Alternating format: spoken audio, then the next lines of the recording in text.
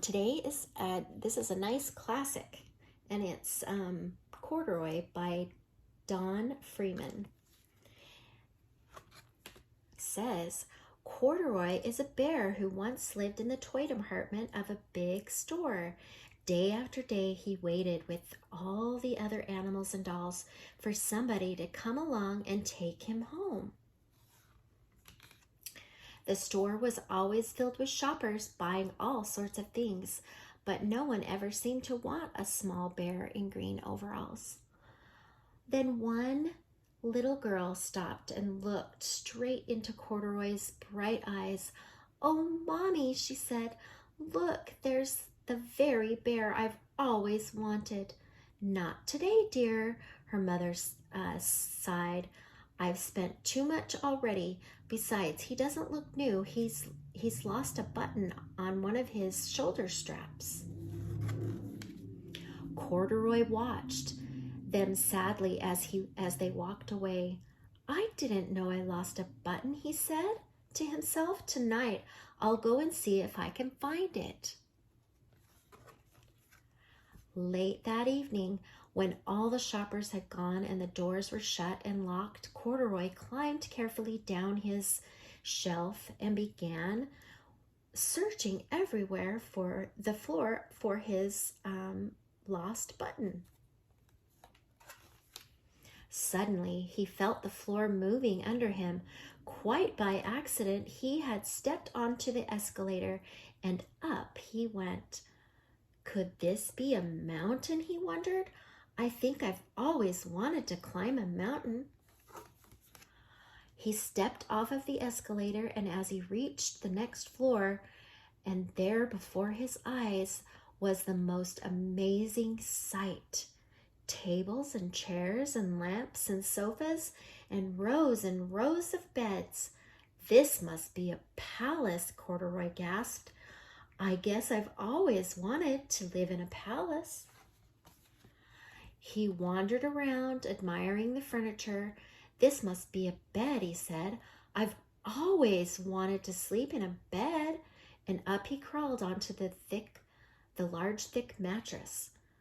All at once he saw something small and round. "Why, here's my button," he cried, and he tried to pick it up, but like all the other buttons on the mattress, it was tied down tight. He yanked and pulled with both paws until pop! Off came the button, and off the mattress Corduroy toppled. Bang into the tall floor lamp. Over it fell with a crash. Corduroy didn't know, but there was someone else awake in the store. The night watchman was going his rounds on the floor above. When he heard the crash, he came dashing down the escalator. "Now, who in the world did that?" he exclaimed. "Somebody must be hiding around here." He flashed his light under and over the sofas and the beds until he came to the biggest bed of all, and there he saw two fuzzy ears sticking up from under the covers. You see him? Just a little. Barely can see him. "Hello," he said. "How did you get upstairs?" The watchman tucked Corduroy under his arm and carried him down the escalator and set him on the shelf in the toy department with the other animals and dolls. Corduroy was just waking up when the first customers came into the store in the morning, and there, looking at him with wide, warm smile, was the same little girl he'd seen only the day before. "I'm Lisa," she said. "You're going to be my very own bear. Last night I counted what I have saved in my piggy bank, and my mother said I could bring you home." "Shall I put him in a box for you?" the saleslady asked. "Oh, no, thank you," Lisa answered. She carried Corduroy home in her arms. She ran all the way up four flights of stairs into her family apartment and straight to her own room. Corduroy blinked.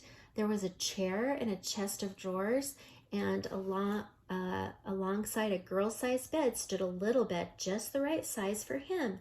The room was small, nothing like the enormous palace in the department store. "This must be a home," he said. I know I've always wanted a home." Lisa sat down with Corduroy on her lap and began to sew a button on his overalls. "I like you the way you are," she said, "but you'll be more comfortable with your shoulder strap fastened." "You must be a friend," said Corduroy. "I've always wanted a friend." "Me too," said Lisa, and gave him a big hug. That's a cute book, isn't it? That one's Corduroy.